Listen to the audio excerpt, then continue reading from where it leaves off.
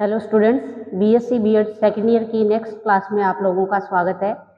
कल अपने ने टॉपिक शुरू किया था, यानी रेखा छिद्र पर फ्रोनहोफर विवर्तन, और इसमें अपने ने पढ़ लिया था। सबसे पहले अपने ने निकाला इसमें पथांतर, पथांतर के बाद अपने ने कलांतर निकाल लिया। इसके बाद अपने को निकालना था जैसे परिणामी आयाम और तीव्रता पी बिंदु पर, वो अपने ने किस विधि के द्वारा, बहुभुज विधि के द्वारा जैसे परिणामी आयाम निकाला था और उससे अपने ने परिणामी तीव्रता का मान वो है निकाल लिया। जो लास्ट में अपना परिणामी आयाम और तीव्रता आई है वो क्या है, वो मैं लिख देती हूँ। परिणामी आयाम, परिणामी जो आयाम का मान ए स्क्वायर बराबर ए नोट का square sine del by 2 upon del by 2 और इस पूरे का होल स्क्वायर, या अपने इसको लिख सकते हैं तीव्रता के रूप में लिखें तो परिणामी तीव्रता क्या आ जाएगी, आई बराबर आई नोट, और साइन देखो माना था आपने ने याद हो तो अल्फा बराबर डेल बाई 2, इसलिए इसको आप लिख सकते हो साइन अल्फा अपॉन अल्फा और इसका होल स्क्वायर। ये समीकरण नंबर 1 जो अपने को बता रही है वो किसको बता रही है, परिणामी तीव्रता को बता रही है।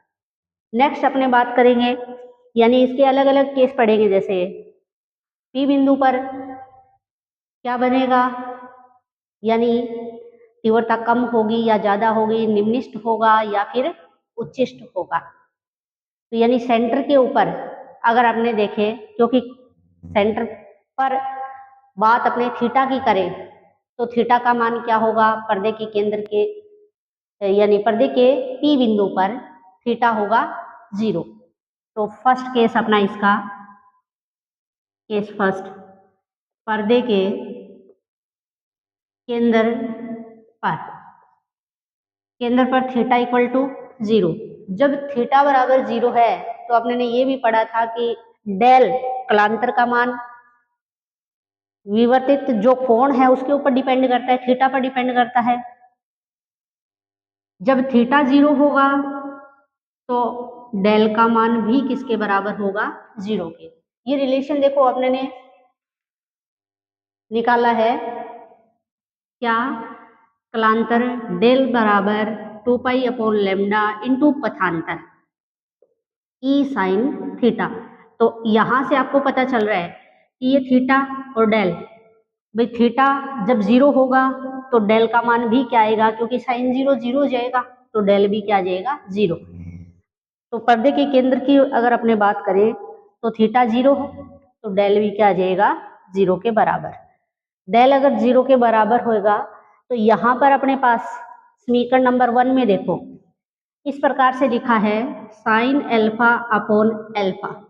जब अपने लिमिट लगा करके अल्फा टेंस टू 0 तो इसका जो सीमांत मान है ये कह सकते हैं वो आता है कितना, 1। ठीक है, इसकी वैल्यू क्या होगी, 1 होगी, इसीलिए तो इसको इस रूप में लिखा है। पहले याद हो तो आपको जैसे 2 लिखा हुआ था ना, वो ऊपर लिखा हुआ था, उसको डेल अपॉन 2 बना लिया, क्योंकि यहाँ साइन डेल बाई 2 एंगल और यहाँ जो कोण दिया है वही अपॉन में हो, तो इसका जो मान आपने निकाले जैसे मैथ के अंदर सोल्व करते हो तो इससे क्या आ जाएगा कि यहाँ साइन अल्फा अपॉन अल्फा का मान 1 के बराबर हो जाएगा। जब ये 1 के बराबर होगा तो परिणामी तीव्रता क्या आ जाएगी, अतः परिणामी तीव्रता, परिणामी तीव्रता आई बराबर इसके आई नोट के इक्वल, क्योंकि साइन अल्फा अपॉन अल्फा का स्क्वायर क्या हो गया, 1 हो गया। इसका क्या मतलब निकला कि जो पर्दे के ऊपर पी बिंदु है जिसको अपने ये कहें केंद्र बिंदु कह सकते हैं पर्दे का, तो इसको अपने बोलेंगे केंद्रीय उच्छिष्ट, यानी इसको क्या कहेंगे, केंद्रीय उच्छिष्ट। उच्छिष्ट इसलिए बोला कि यहाँ इंटेंसिटी क्या है, मैक्सिमम, कितना, आई बराबर आई नोट, क्योंकि यहाँ से देखो आई बराबर I naught sine alpha upon alpha, alpha पर निर्भर कर रहा है, और कोण अपने को पता है साइन थीटा का मान -1 से +1 के बीच में होता है। अगर अपने -1 भी ले लेते हैं तो ऊपर स्क्वायर लगा हुआ है तो +1 हो जाएगा, तो इसकी वैल्यू 1 आएगी। ये 1 मैक्सिमम मान इसका जैसे कह सकते हैं भी 1 हो सकता है, मिनिमम मान कहे तो इसका 0। तो इसलिए यहाँ I बराबर मैक्सिमम कितना हो गया, I0 के बराबर। इंटेंसिटी अगर मैक्सिमम है यानी ये तीव्रता का मान क्या है, मैक्सिमम। मैक्सिमम है तो इसको आप क्या बोलेंगे, इंद्रिय उच्छिष्ट कहेंगे। ठीक है, नेक्स्ट अपने बात करते हैं मुख्य निम्निष्ठ, सेकंड केस। केस फर्स्ट हो गया, केस सेकंड, यानी मुख्य निम्निष्ठ। मुख्य निम्निष्ठ के ऊपर अगर अपने देखें तो अपने पास जो इंटेंसिटी है निम्निष्ठ के लिए मिनिमम यानी कि कितनी, 0 होनी चाहिए। मुख्य निम्निष्ठ के लिए क्या आना चाहिए, I बराबर 0 होना चाहिए, यानी I 0 होना चाहिए। ये I 0 कब होगा, यानी ये I 0 तब होगा जब अपने पास साइन अल्फा, या अपने कहें साइन अल्फा और अल्फा इक्वल टू कितना, del/2, तो या ये कह दो साइन del/2 इक्वल टू किसके बराबर हो, 0 के बराबर हो। लेकिन अल्फा और del/2 क्या नहीं होना चाहिए, 0 नहीं होना चाहिए। बी alpha is equal to del/2 is not equal to 0। लेकिन इस पूरे का कह सकते हैं साइन अल्फा का और साइन del/2 का मान किसके बराबर होना चाहिए, 0। क्योंकि अगर ये 0 हो जाएगा तो जैसे साइन 0/0 0/0 अनिर्धारीय रूप बन जाएगा इसका। इसलिए ये कंडीशन लिखी है कि अल्फा बराबर है del/2 के, लेकिन दोनों की वैल्यू क्या नहीं है, 0 नहीं है। ठीक है, नेक्स्ट अपने बात करते हैं भी अगर अल्फा बराबर किसके है, del/2 के बराबर है, लेकिन इसका मान क्या नहीं है, 0 नहीं है। तो ये फिर क्या होना चाहिए, भी alpha equal to del/2 equal to किसके आना चाहिए, ये कह सकते हैं पाई 2 पाई, मतलब अल्फा साइन अल्फा 0 कब आएगा, जब या तो रख देते हैं साइन पाई, साइन 2 पाई, साइन 3 पाई, 4 पाई, मतलब n पाई पे। तो आप ये कह सकते हो प्लस माइनस किसके ऊपर, पाई के ऊपर। यानी डेल का मान अगर अपने देखना चाहें तो डेल बराबर किसके होना चाहिए, इधर अल्फा बराबर del/2, लेकिन del/2 निकालोगे del/2 तो ±2 पाई ये आ जाएगा। इसको आप कैसे लिख सकते हैं, या अपने लिख सकते हैं कि डेल का मान क्या होना चाहिए, ±2m पाई, जहां m का मान 1 2 3 4 अपने ऐसे ले सकते हैं। देखो यहाँ पे अगर m बराबर 1 रखा, 1 रखेंगे तो ±2 पाई बनेगा, 2 रखेंगे तो 2 दूनी 4 पाई बन जाएगा, ये 3 रखेंगे तो 3 इंटू 2 से मल्टीप्लाई होकर के यानी कितना आ जाएगा, 6 पाई आ जाएगा। लेकिन वैल्यू क्या आएगी इसके ऊपर, 0 के बराबर। यहाँ से अगर अल्फा बराबर होना चाहिए ±पाई के, लेकिन del/2 होना चाहिए या डेल होना चाहिए किसके, ±2m पाई के, अपने इस प्रकार से लिख सकते हैं। नेक्स्ट अपने चलते हैं, जैसे कलांतर निकाला था, कलांतर कलांतर कलांतर बराबर 2 पाई/लैम्डा इंटू क्या था, पथांतर। ठीक है, फिर पथांतर याद करो बी के इक्वल टू आया था ई साइन थीटा, यहाँ वैल्यू पुट कर देते हैं और कलांतर को डेल लिख ले तो ये बन जाएगा 2 पाई/लैम्डा ई साइन थीटा। अगर यहाँ del/2 की बात करें, वे del/2 अगर निकाले तो क्या बनेगा, पाई/लैम्डा और ई साइन थीटा के इक्वल आ जाएगा। यहाँ से अपने क्या करते हैं, del/2 का मान रख सकते हैं। del/2 का मान अगर अपने रखे, भाई del इक्वल टू ±2m पाई है, तो यहाँ पे अपने क्या कह सकते हैं, del का मान इधर रख दो, del बराबर 2m पाई अपॉन 2 बराबर पाई अपॉन लेमडा ई साइन थीटा। इधर पाई से पाई कट जाएगा और 2 से 2 कट जाएगा एक तरीके से देखा जाए तो प्लस माइनस m बराबर आ गया ई साइन थीटा बटा लेमडा, या कह दो ई साइन थीटा इक्वल टू आ गया किसके, प्लस माइनस से m लेमडा के बराबर। यहाँ से अपने पास एक रिलेशन आ गया कि निम्नलिखित की स्थिति के लिए क्या होना चाहिए, जो पथांतर है अपने पास, क्योंकि ये पथांतर ही तो है। क्या है ये पथांतर, बी के equal to e sine theta, और यहाँ ई साइन थीटा बराबर किसके आ गया, प्लस माइनस से m लेमडा के बराबर आ गया। तो रेखा छिद्र से जो विवर्तित तरंगिकाओं हैं उनमें अधिकतम के लिए पथांतर बीके का मान क्या होना चाहिए, यानी लेमडा, 2 लेमडा, 3 लेमडा, यानी इसके बराबर होना चाहिए। तो P बिंदु पर तीव्रता का मान क्या आएगा, मिनिमम आएगा, जैसे I बराबर 0। नेक्स्ट अपने बात करते हैं द्वितीयक उच्चिष्ट की। 3 केस है इसके, पहला केंद्रीय उच्चिष्ट, दूसरा मुख्य निम्निष्ठ, और तीसरा अपने पढ़ेंगे द्वितीय उच्चिष्ट। तीसरा केस द्वितीय उच्चिष्ट। अपने ने केंद्रीय उच्चिष्ट पढ़ा, फिर निम्निष्ठ पढ़ा। तो जो केंद्रीय उच्चिष्ट होता है और जो निम्निष्ठ होता है उसके बीच में, यानी अपने को ज्यादा तीव्रता मिलती है, कहने का मतलब केंद्र से तो कम कह सकते हैं, निम्निष्ठ से कह सकते हैं ज्यादा, तो उनको अपने क्या बोलेंगे, द्वितीयक उच्चिष्ट कहेंगे। अब द्वितीयक उच्चिष्ट निकालने के लिए, यानी उच्चिष्ट या निम्निष्ठ के लिए अपने कंडीशन पढ़ते हैं मैथ के अंदर कि आई मतलब कोई फंक्शन होता है जैसे, तो उस फंक्शन का मान मैक्सिमम निकालना हो, उच्चिष्ट निकालना हो या निम्निष्ठ निकालना हो, तो अपने क्या करते हैं, उसका फर्स्ट डेरिवेटिव करते हैं और उसको अपने किसके बराबर रखते हैं, 0 के बराबर रखते हैं। तो इसी प्रकार से अपने निकालेंगे, यानी द्वितीयक उच्चिष्ट निकालने के लिए, यानी द्वितीयक उच्चिष्ट की स्थिति के लिए क्या होना चाहिए, D I upon D alpha बराबर 0।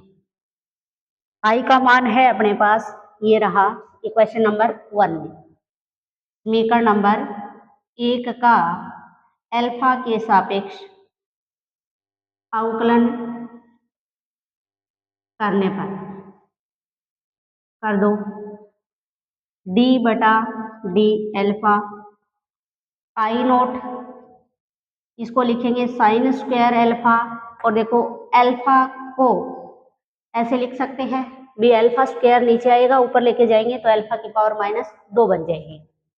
u इंटू वी वाले मेथड से अपने इसको हल कर लेंगे। आप इसको u अपॉन वी से भी कर सकते हो और इस प्रकार से u इंटू वी वाले मेथड से भी आप इसको हल कर सकते हो। देखते हैं, आई नोट तो क्या है, कांस्टेंट है। साइन स्क्वायर एल्फा क्या करेंगे, या पहले minus alpha, sine square alpha को कांस्टेंट रख लो, इसका होगा तो -2 एल्फा की पावर -3, ठीक है।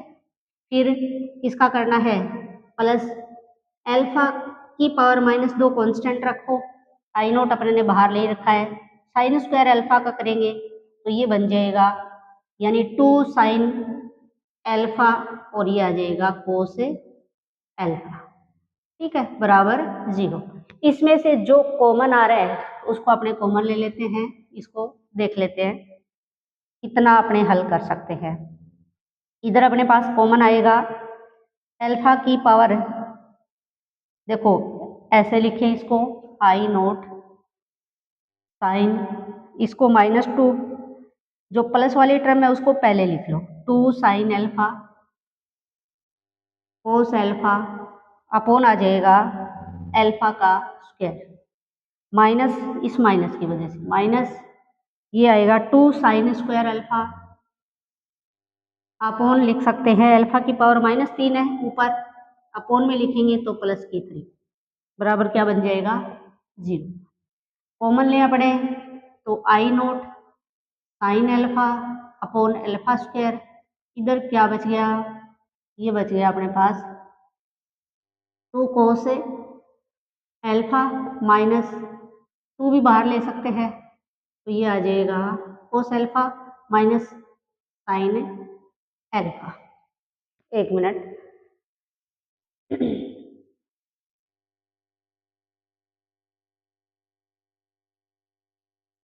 ठीक है। यहाँ पे अपने ने जो कॉमन लिया है एल्फा स्क्वायर लिया है, इधर अपॉन में और क्या रह जाएगा, या एल्फा क्यूब निकालने वाले, एल्फा क्यूब निकालेंगे तो इधर एल्फा से मल्टीप्लाई करना पड़ेगा, बराबर किसके चल रहा है, 0 के। अब यहाँ अपने इसको 0 में भेज देते हैं तो यहाँ 2 चीजें आ गई, 2 शर्त भी ये हो सकता है, या तो साइन एल्फा बराबर 0 या फिर alpha cos alpha minus sine alpha बराबर 0। इस कंडीशन की तो अगर अपने बात करें तो ये पहले वाली कंडीशन बन रही है। यहाँ पे देखना साइन एल्फा बराबर किसके है, 0 के, जो कि केंद्रीय उच्चिष्ट अपने ने निकाला था। तो ये छोड़ करके अपने निकाल रहे हैं द्वितीय उच्चिष्ट, तो इसके लिए क्या, ये नहीं लेकर के अपने लेंगे सेकंड वाली शर्त भी alpha cos alpha minus sine alpha बराबर 0, alpha cos alpha equal to sine alpha, या बाद में लिखते हैं इसको साइन एल्फा बटे कोस एल्फा, या कह सकती हूँ एल्फा बराबर टेन एल्फा। ठीक है, ये रिलेशन अपने पास आ गया। अभी तक ये कंप्लीट नहीं हुआ है टॉपिक।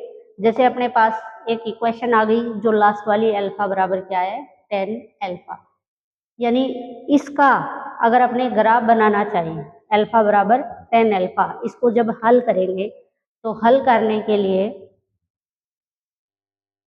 मान लेते हैं भी इसको ग्राफीय विधि से अपने हल करेंगे, और ग्राफीय विधि से हल करने के लिए इसको 2 टुकड़ों में अपने डिवाइड कर लेते हैं। जब 2 टुकड़ों में इसको डिवाइड करेंगे तो एल्फा बराबर वाई, और एल्फा अगर वाई के बराबर है तो वाई बराबर क्या बन जाएगा, 10 एल्फा। भी एक इक्वेशन ये हो गई, दूसरी इक्वेशन आपके पास में ये हुई।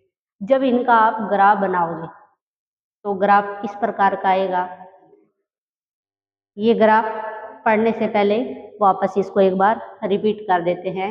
आपने पढ़ रहे थे एकल रेखा छिद्र पर फ्रोनहोफर विवर्तन, और उसमें अपने ने निकालना था क्या कि पथांतर कितना होगा, भाई आयाम निकालना है, आयाम निकालने के लिए पथांतर चाहिए, और पथांतर निकालने के लिए अपने ने एक बहुभुज विधि का प्रयोग करके आयाम निकाला, और उससे पहले अपने ने यानी पथांतर का मान निकाल लिया। फिर पथांतर और कलांतर के अंदर अपने को रिलेशन पता है कि कलांतर बराबर होता है 2 pi upon lambda into पथांतर।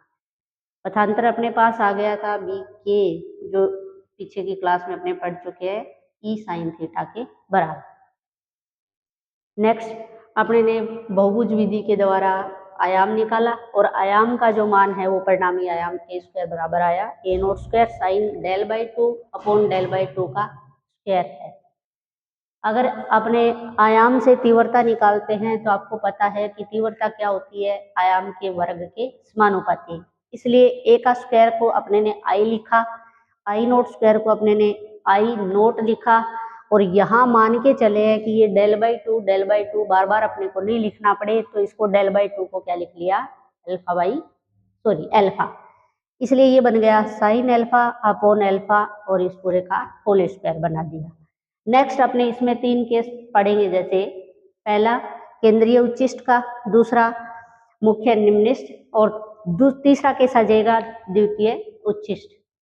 First की अपने बात करें केंद्रीय उच्चिष्ट की भी, क्योंकि अपने ने पर्दा लिया, पर्दे के ऊपर जो फ्रोनहोफर विवर्तन प्रतिरूप जो देख रहे हैं उसका सेंटर, और वैसे भी अपने ने फ्रेनल और फ्रोनहोफर में पढ़ा भी था, भी दोनों में ये डिफरेंस भी होता है कि फ्रेनल विवर्तन के अंदर हमेशा जरूरी नहीं है कि जो पर्दे का पी बिंदु हो, जैसे अपने सेंटर पर लेकर के चल रहे हैं उसको, वो बिंदु कैसा हो, यानी यहाँ वहां तीव्रता ज्यादा हो, भाई वो निम्निष्ठ भी हो सकता है और उच्चिष्ट भी हो सकता है, वो डिपेंड किसके ऊपर करता है, वहाँ पे जो फ्रेनल अर्धावर्ती जो कटिबंध होते हैं उनकी संख्या के ऊपर। लेकिन हमेशा ध्यान रखना कि फ्रोनहोफर जो विवर्तन है उसके अंदर जो केंद्र जो होगा पर्दे का वो हमेशा कैसा होगा, प्रदीप्त होगा। कहने का मतलब वहाँ तीव्रता हमेशा ज़्यादा होगी।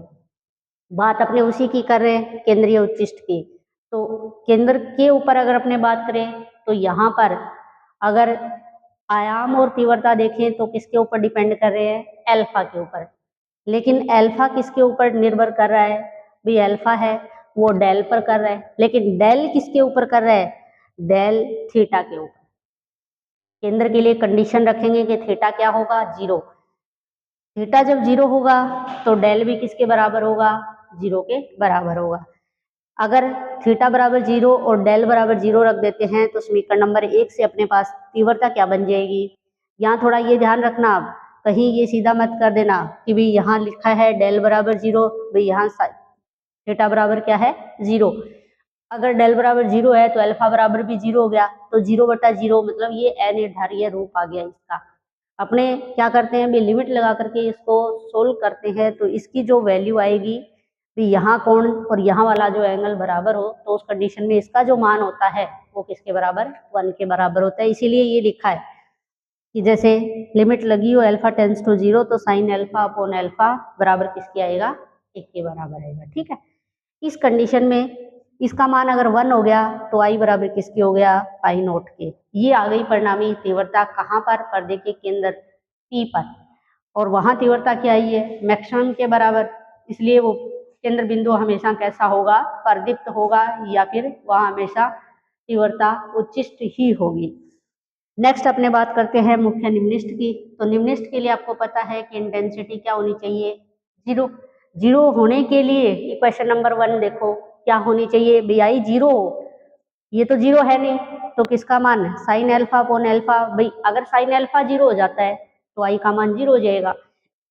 अगर साइन अल्फा 0 है तो alpha equal to del by 2 है, तो ये भी तो बराबर ही होगा sine del by 2 equal to 0। लेकिन ये ध्यान रखना कि अल्फा और डेल बाई 2 है वो क्या नहीं होना चाहिए, 0 नहीं होना चाहिए। 0 नहीं होना चाहिए तो अपने ये कह सकते हैं कि इस डेल बाई 2 का जो मान है वो हमेशा मतलब प्लस माइनस एन पाई का मतलब वी एन इक्वल टू 1 2 3 ऐसे रखते जाए अपने, तो मान क्या आएगा, 0 आ जाएगा। तो यहाँ अपने ने लिख लिया कि डेल इक्वल टू होना चाहिए, भी डेल का इधर गुणा करवाओगे, ये सॉरी डेल निकालोगे तो 2 का इधर मल्टीप्लाई करोगे तो ये बन जाएगा plus minus 2 pi. Del equal to आ गया plus minus 2 M pi, M equal to जैसे अपने रख सकते हैं 1 2 3 इसी प्रकार से। ठीक है, तो यहाँ से अपने पास डेल बाई टू का मान अगर यहाँ रखना चाहें, भी del equal to plus minus 2 M pi है, लेकिन इससे पहले अपने ने ये पढ़ा है डेल बराबर 2 pi upon lambda sine theta. Del by 2 बना लें तो इसलिए 2 को अपॉन में लिखा, पाई अपॉन लेम्डा ई साइन थीटा। इस डेल बाई 2 का जो मान है वो कहाँ से रख दो, यानी इस इक्वेशन से रख दो, या कह दो डेल का मान रख दो। डेल का मान अगर मैं यहाँ रखूंगी 2 एम पाई तो 2 से 2 कट जाएगा, इधर पाई से पाई कट जाएगा, अपने पास ये आ गया। यहाँ से अपने ने निकाल लिया ई साइन थीटा का मान जो कि क्या, प्लस माइनस एम लेम्डा के बराबर। यहाँ पे ई साइन थीटा बराबर किसके होना चाहिए, प्लस माइनस एम लेम्डा के बराबर होना चाहिए। m की वैल्यू अपने को 1 2 3 रखनी है, तो अगर m का मान अपने 1 रखेंगे, 2 रखेंगे, 3 रखेंगे, 4 रखेंगे तो e साइन थीटा बराबर आएगा। जैसे 1 रखेंगे तो लेम्डा, 2 रखेंगे तो 2 लेम्डा, 3 रखेंगे तो 3 लेम्डा। तो इसी प्रकार से अपने ये कह सकते हैं कि p बिंदु पर परिणामी तीव्रता है, इस कंडीशन में क्या होगी, 0। ठीक है भाई, m बराबर यहाँ क्या है, m बराबर आप क्या रखते हो, m बराबर 1 2 3, तो अपने पास ई साइन थीटा का जो मान है वो आएगा लेम्डा 2 लेम्डा 3 लेम्डा और डॉट डॉट अपने इसी प्रकार से चलते जाए। ये पथांतर अगर लेम्डा के बराबर होगा, 2 लेम्डा के 3 लेम्डा के बराबर होगा तो अपने को क्या मिलेगा, मुख्य निम्निष्ठ मिलेगा। नेक्स्ट अपने द्वितीय उच्चिष्ट की बात कर रहे हैं, तो जो अपने कह रहे हैं केंद्र पर बनने वाली फ्रिंज कह दो या विवर्तन प्रतिरूप कह दो, तो वो हमेशा क्या होगी, प्रदीप्त होगी।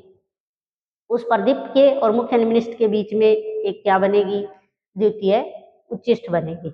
और द्वितीय उच्चिष्ट के लिए अपने को क्या करना पड़ेगा, निम्निष्ठ और उच्चिष्ट के लिए अपने को शर्त पता है कि किसी फंक्शन का अगर मैक्सिमा और मिनिमा अपने को निकालना हो तो अपने उसका अवकलन करवाते हैं। वैसे यहाँ इंटेंसिटी का अल्फा के सापेक्ष अवकलन कर दिया।